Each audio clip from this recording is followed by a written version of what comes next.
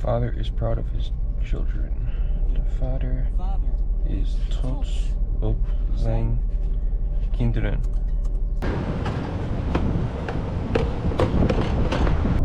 So as you can see, we are pretty deep into Louisiana now. We're actually a little under an hour away from our destination, at least for tonight. And something else that I want to talk about, just very briefly, is being in a conservative state, an overwhelmingly conservative state at that. I find it very interesting to see how open people are about their political affiliations. So far, in fact, really just in the past 20 minutes, I've seen 2 cars with multiple bumper stickers showing their support for Trump. And hey, look, to each their own. But I also just saw another car with a pro-life sticker and a little baby on the bumper sticker.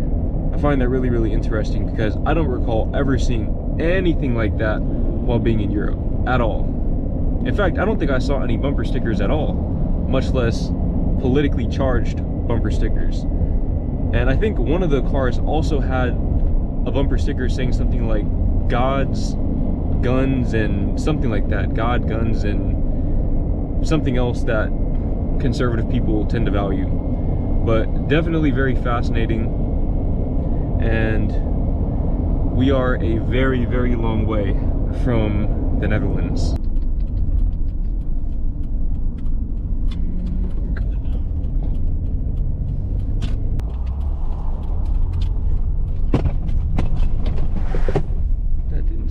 Good.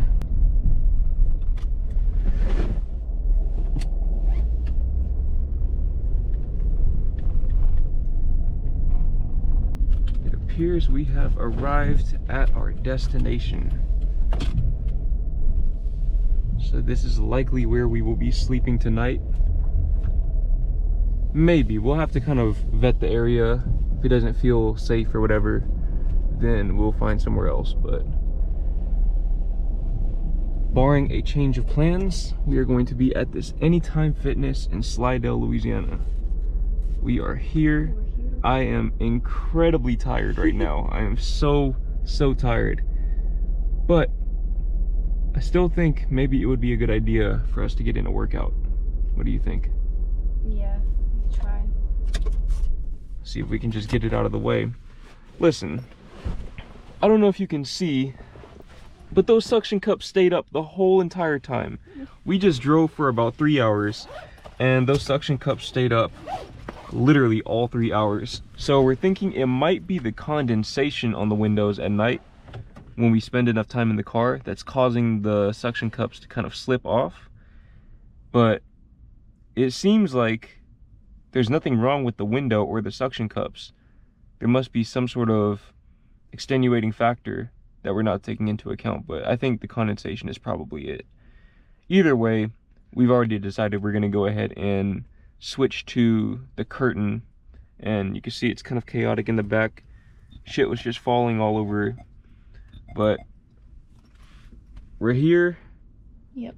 And I'm not gonna lie, this is maybe the most tired I've ever been in my whole entire life.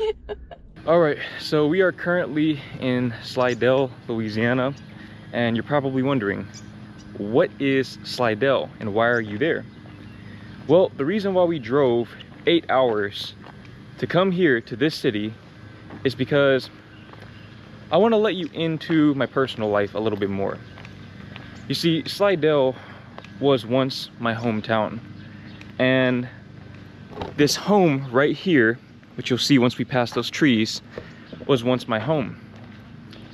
2005, something catastrophic happened really in this whole entire region, but in this neighborhood in particular.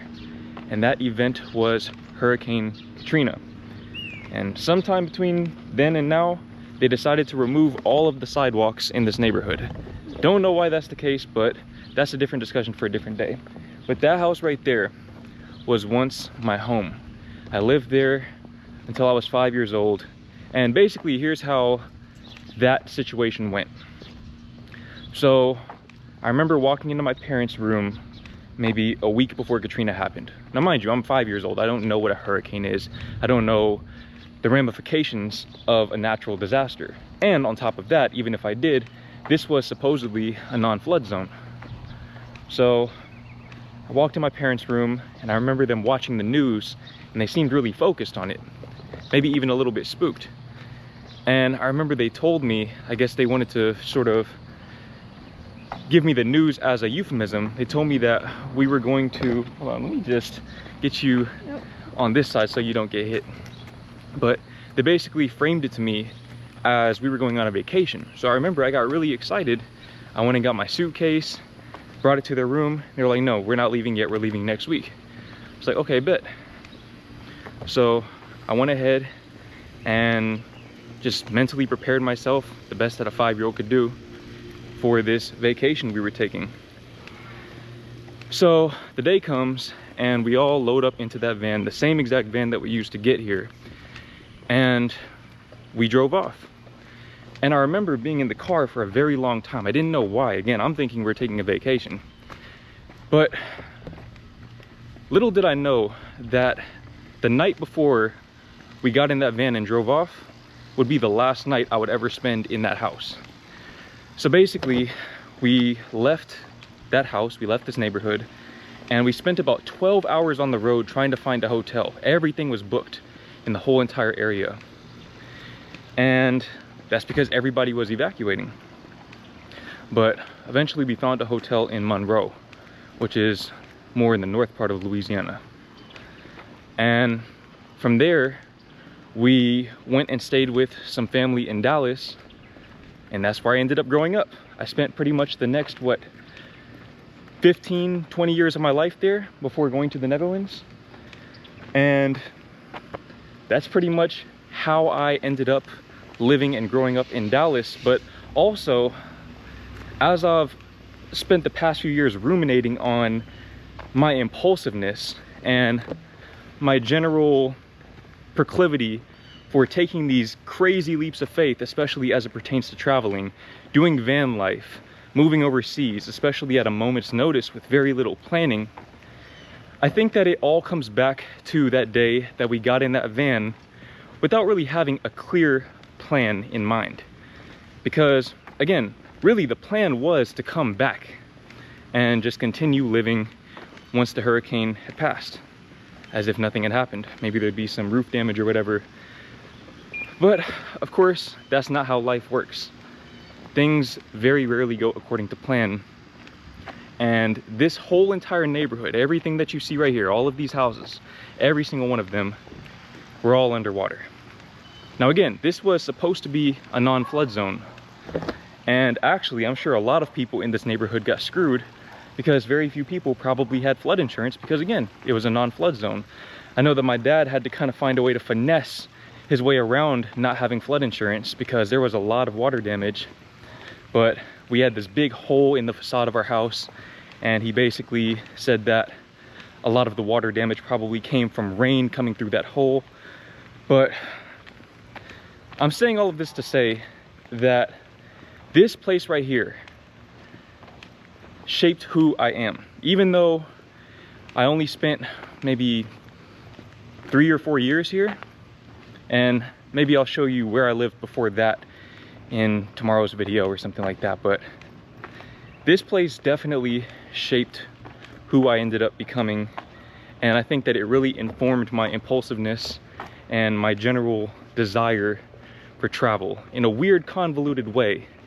Even though the vacation we took was not really the vacation that any of us had in mind, that vacation, so to speak, ended up turning into the vacation that led to me living overseas and visiting all of these other cool places. Now, we've been walking for I don't know how long. Where are the sidewalks? Yeah. Why are there no sidewalks in this neighborhood? I'd never understood why neighborhoods like this don't have sidewalks. I mean, look, there's not that much to do in this neighborhood, but at the very least, it's peaceful enough to warrant walking around. Yeah. But how are people supposed to walk around when there are no sidewalks? I don't understand that. I genuinely don't understand it. But one thing that I've definitely noticed being back in this town is that not much has changed. Not much has changed at all. I mean, again, we left when I was 5, so that was 2005, August 2005. Really, it kind of looks the same. It kind of looks more or less the same, at least if my memory serves me correctly. And of course, throughout the years, we visited this place many times, and it just hasn't really changed that much. And honestly, no shade to this place at all, but I'm kind of glad that I grew up in Dallas for that reason, because for all of its faults, at the very least, it's constantly evolving. And I'm a big proponent of just evolving as a person, both at the micro level and the macro level, seeing society evolve and just evolving into a better version of yourself. And even if Dallas doesn't really have the best model for growth, it's not a very sustainable form of growth, at least it's trying. Now, that said, we've been here pretty much all day. I want to get your perspective on this place, how it compares to DFW, the Netherlands, everywhere else you've been. Because Everywhere else. yeah, I mean, this place right here, you can tell it has a very different vibe than Dallas does.